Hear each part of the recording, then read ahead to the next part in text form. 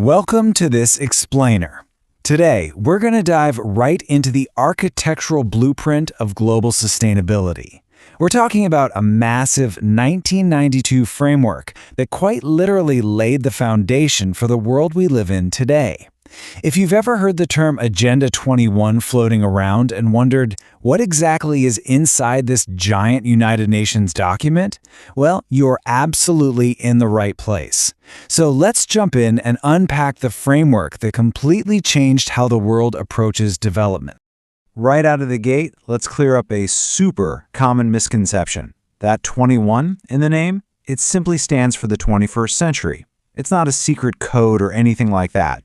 It was literally meant to be a comprehensive global blueprint for achieving sustainable development in our current era. The goal was to tackle pressing social, economic, and environmental issues all at once. And a really crucial detail to remember here is that it was designed from day one to be entirely non-binding. It's a voluntary action plan implemented by the UN, not a strict global law. To really wrap our heads around this dense 40-chapter document, we're going to break it down into 4 parts. First, the 1992 Earth Summit. Second, unpacking the 4 main sections of the text. Third, localizing the global blueprint. And fourth, looking at its modern legacy. Okay, let's kick things off with Section 1, the 1992 Earth Summit. This whole massive initiative was unveiled at the famous Earth Summit in Rio de Janeiro back in June of 1992. Officially, it was called the United Nations Conference on Environment and Development, and it was born out of a real urgent global wake-up call. People were finally looking at the undeniable evidence that unregulated human activities were just rapidly depleting our natural resources and damaging vital ecosystems. It was becoming totally unsustainable, and the world realized, hey, we need a coordinated global response right now. And to give you an idea of the sheer scale of this agreement, 178 governments actually signed on. Think about that for a second. We all know how incredibly difficult it is to get just a handful of nations to agree on anything, let alone 178. This was a genuinely historic global consensus. The core agreement was basically a commitment to marrying economic growth with long-term environmental protection, which at the time was a pretty revolutionary concept to try and pull off on a global scale. Moving right along to Section 2, unpacking the 4 sections. Let's look at the actual architecture of this document. You know, Agenda 21 wasn't just some vague, feel-good statement of values. It was meticulously structured. The text itself is divided into 4 main sections that span 40 very distinct chapters. The UN wanted to make absolutely sure they were mapping out specific, actionable items across every single sector of society.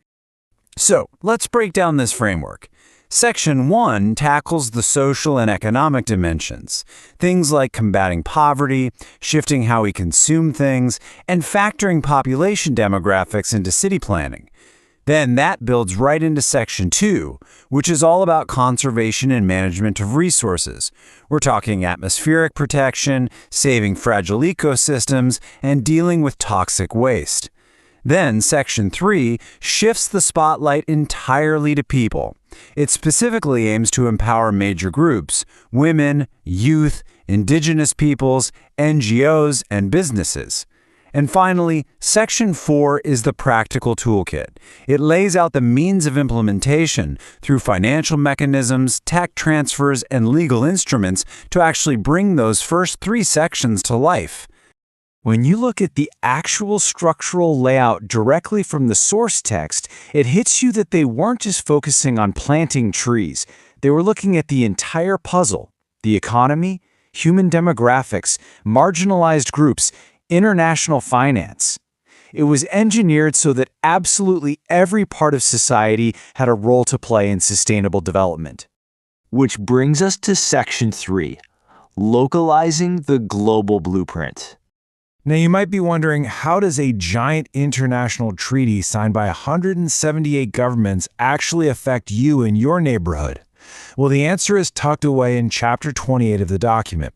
It mandated something called Local Agenda 21, and you could easily argue this is the most impactful, enduring element of the entire 1992 framework.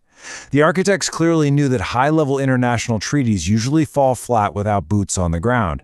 So the idea here was super practical. Local authorities in every country were encouraged to actually talk to their local populations, to run a consultative process. The goal was to build a tailored Local Agenda 21 for their specific community. This mandate right here is exactly why you see sustainability initiatives popping up at your own local city council level today.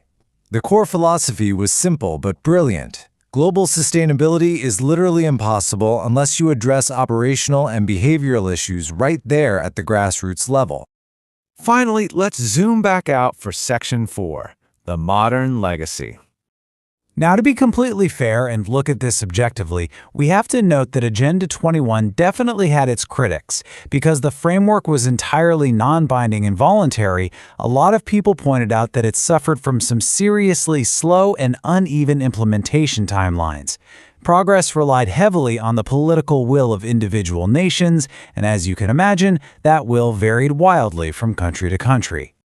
But here's the thing. The framework didn't just sit on a shelf gathering dust.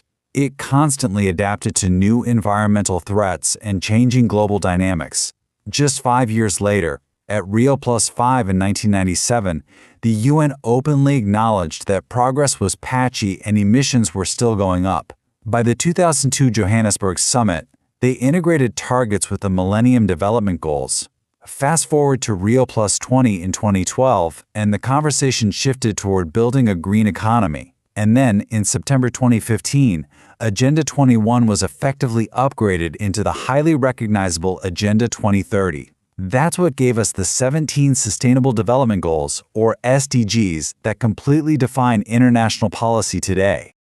So what's the big takeaway here? Well, despite the criticisms about its speed and its non-binding nature, Agenda 21 is a massive foundational milestone. It successfully shifted the entire global paradigm. It proved on the world stage that economic progress and environmental survival are permanently intertwined.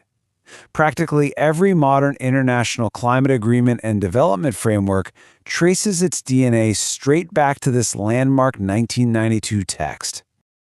As we look at the legacy of Agenda 21 and the foundation laid at that historic Earth Summit, I want to leave you with a pivotal question to think about. As our world grows more and more complex, can economic progress and environmental survival truly remain permanently intertwined in the 21st century? Thanks for joining me on this explainer, and I hope you've enjoyed taking a closer look at this fascinating piece of global history.